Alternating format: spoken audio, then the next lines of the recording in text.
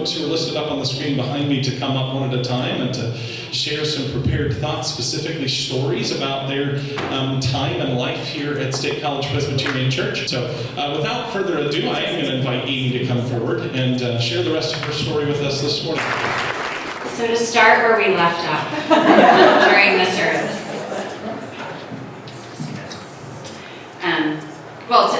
Let me recap a little bit. Through Fish and State College Presbyterian Church, I made a gift of a friend and a role model in Patty, who passed away unexpectedly a few years before this story starts. My story in our service was that my son Eli was feeling very, very bad and had a swollen face. We didn't include a photo because it was just so distressing. His face was like this. But trust me, it was bad.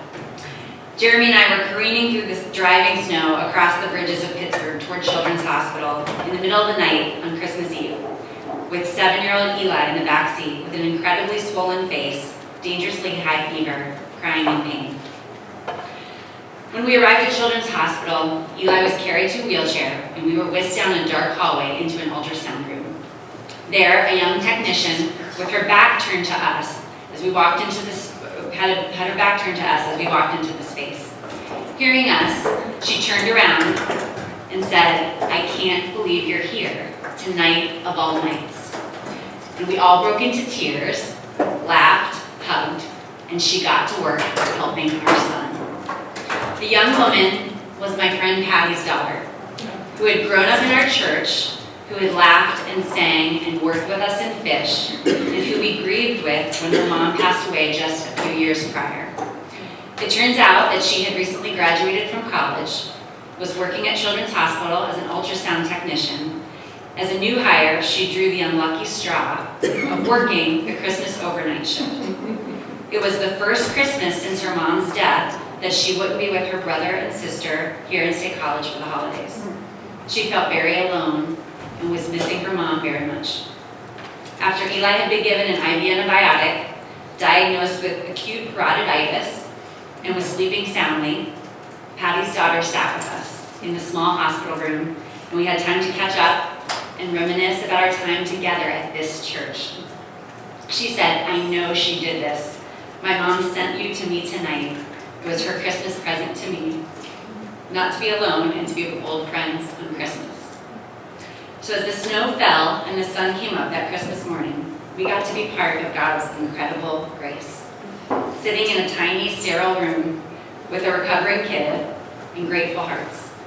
And none of this would have been possible without the generative, nurturing, grace-filled bonds that we experienced through State College Presbyterian Church. So Nick Moose, who has had some experiences here himself at State College, has agreed to share with us a little bit about his experience. So Nick, would you come forward and share with us this morning? Yes, I'm Nick Moose. Most will probably know I'm the son of May and Clark Moose. And yes, there are a couple experiences I've shared in this church because I have quite literally been born and raised in this church, baptized here, and have gone through everything from all of the youth programs since I was a child. Please stop trying. And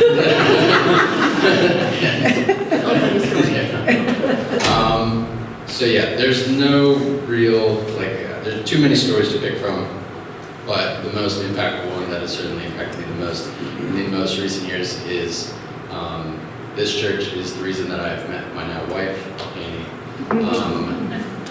We met sophomore year of high school through Chrisland, which State College Presbyterian Church in Chrisland might as well go hand in hand with how involved we are.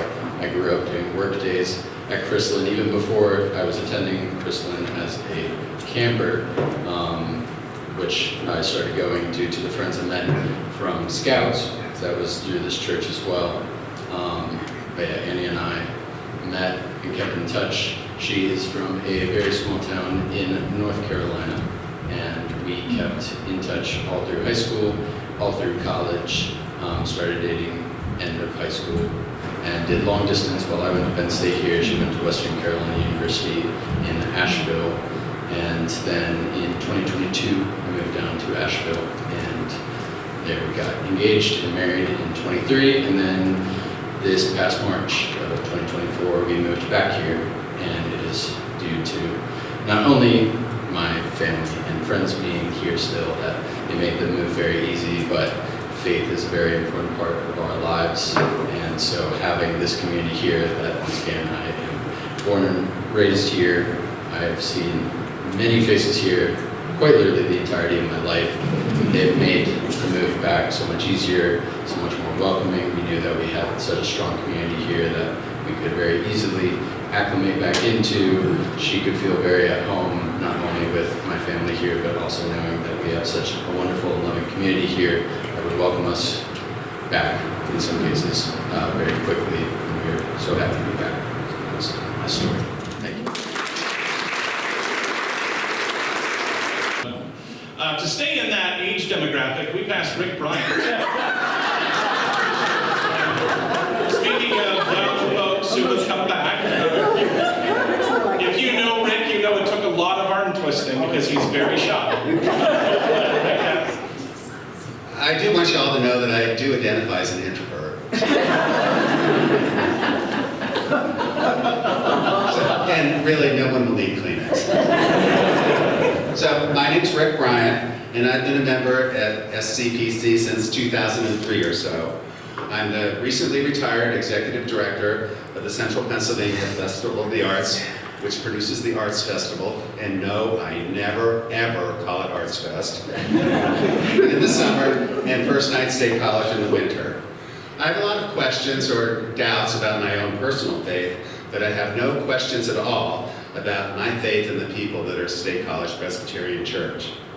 There are people in town, I've met them, who thinks the Arts Festival just happens as if by magic, like it's an annual Brigadoon or something. But of course, that's not the case. The festival has a full-time staff of 3, a director of operations who makes sure the trains run on time, a development director who makes sure everything gets paid for, and the executive director, who, as my friends say, is the big giant head of the enterprise. So, in any given year, there are about 600 volunteers working in a variety of tasks, but there are also folks who get paid just for the event. Guys who do sound and lighted stages, janitorial staff, EMTs, that sort of thing. And when it comes to setting up the event, like the Presbyterian Church, everything needs to happen decently and in order. It's a bit like a 3D jigsaw puzzle. Much of the stuff that we have is stored in a 53-foot trailer, and I never thought, as part of my job, I'd have to go out and buy a 53-foot trailer. So our stagehands, whom we pay, unload the trailer, set up a staging yard on Nittany Avenue, and then they come and set up the sales and information booths, the stages, and everything that go on South Allen Street. This has to be done before the landscapers come, before the people load in the sound and light for the stage, before the artists come. It's, everything has to happen decently in order. So imagine my surprise in 2012 when I found out on Facebook on the Wednesday before the trailer was to arrive on Thursday that our group of stagehands had taken a higher paying job in Connecticut. And no, they did not tell me. I felt a little bit like Captain Smith must have felt when someone told him that the Titanic had hit an iceberg. One of the core values of the festival is that the show must go on, but how is it going to go on with all of our stuff in a 53-foot trailer and no one to take it out and put it together? Enter SCPC. Well, I was still at the stage trying to solve the problem by using every bit of profanity I know.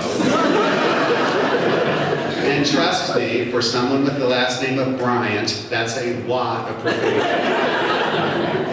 I shared my predicament with Phil Spangler, and he said, "Hey, the deacons can do this." And he was right, they could and did. So here I am. I should have put that I can operate a forklift on my online dating profile. I might have been more successful. On very short notice, as in 3 days, the crew came together on a Saturday morning, right on schedule, and we unloaded the 50-foot trailer with me driving the forklift. And then they came back the next day to set up the booths on South Allen Street, our information booth, sales booth, the stage, and so on. This is an enormous job. It's sort of like IKEA, except there are no instructions. You just have to look at the pieces of wood and know how it goes together. So, and you know what? They hit the ball right out of the park. No one in our audience, or in the 125,000 people who came, was any the wiser. So, and while they were doing that, I was signing a contract with the IATSE, the International Alliance of Theatrical Stage Employees, to take over where the deacons left off. To this day, the IATSE is still doing that job.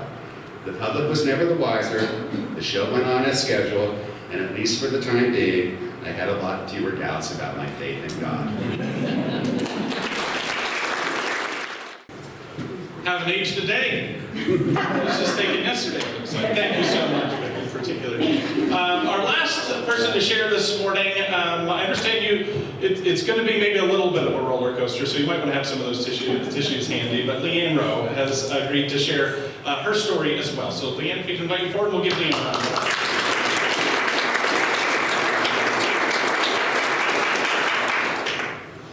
So when I think of my experience at State College Presbyterian Church, two words are foremost in my mind: grace and community. My family received grace when we came to SCPC as a result of a painful experience in our journey of faith. At our previous church in State College, we'd been very involved for over 10 years. And our teenage younger child, who identified as transgender, seemed accepted there. We rejoiced when our teenager decided to be publicly baptized at church. But that decision changed everything. The request for baptism was deferred by the church leaders without offering any reason or discussion. We ended up waiting 6 months for an explanation. And those of you who are parents of teenagers and know about transgender people can imagine what we were asking ourselves was going on. We eventually got an explanation provided as a document written by all the many church leaders together, handed it to us, giving their reasons why a transgender person could not be baptized. We were truly blindsided by that decision after waiting so long. And as long-standing members of the church, that we could be rejected so abruptly and so callously. We thought we had community there after 10 years, and we discovered we were wrong. So our family immediately began looking for another church home. We visited quite a few churches. This time we were careful to seek a church that did not just appear welcoming and accepting, but lived out those values. When we visited State College Presbyterian Church as one of our options, we were not hopeful about our welcome. And that was merely because of the formal setting and the formal organization, which we were not accustomed to. It could be off-putting to someone from a more informal setting to walk into a physical building like we have here.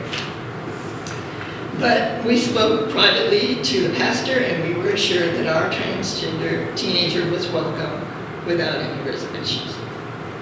My husband and I joined the church in March 2015. But we kept a low profile. Our family slowly learned that beneath the more formal elements, the church was a truly welcoming community, the local body of Christ. 2 months later, our child died suddenly, and we were overwhelmed with grief. But even through the fog of that time, I remember how the church members, some of them nearly strangers to us, volunteered to help at our child's memorial service at the campus chapel. We only learned after the service that when the number of mourners overflowed the chapel on campus, some church members in attendance stepped in and led a spontaneous worship service in another room for all those who couldn't make it into the chapel. And we only knew about that later. Again, we experienced grace and community. Later that same year, my husband John had a recurrence of cancer, which had been treated and in remission. He endured several clinical trials of experimental treatments, even as he continued teaching on campus. The following year, as he grew weaker, John chose to stop treatment and start home hospice care much earlier than most people choose to do. Church members again stepped in and visited with my husband when I needed to be away from home. During those months of slow decline, John frequently told me, and he told everyone else, that participating in the Sunday worship at SCPC was the highlight of his week. In what turned out to be the final week of his life, John stayed up late on Saturday night to attach his newly acquired oxygen tank to his walker so that he could participate in worship the next day, because that was so important to him. People sometimes ask me how I've coped through such a series of tragic circumstances. To unbelievers, I commonly reply that it's because my child, my husband, and I were people of faith, and we knew that our story doesn't end here. But to you, my siblings in Christ, I can add that our God is faithful and loving. And I'm very grateful that the members of State College Presbyterian Church have been the means of providing me with profound experiences of grace and community, and continue to do so.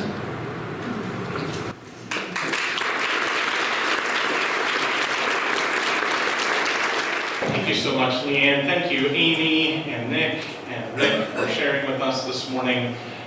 I think it's pretty clear that worship didn't end upstairs. It has extended into this space and into this time, and what a great gift that is. Many of us have been in a lot of different churches over our lives, and we can say definitively that none of them is perfect.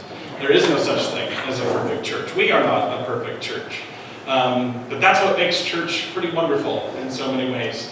Because it's when you're not feeling like you're perfect that grace really shows its face in some powerful ways. And even at our weakness, perhaps most at our weakness, we can see that grace abounding in our lives, and especially in community. These are just a few examples of the stories that folks have of what a special place SCPC has been, not because it's any different or better, but because God is active and at work and filling this place and its people with grace.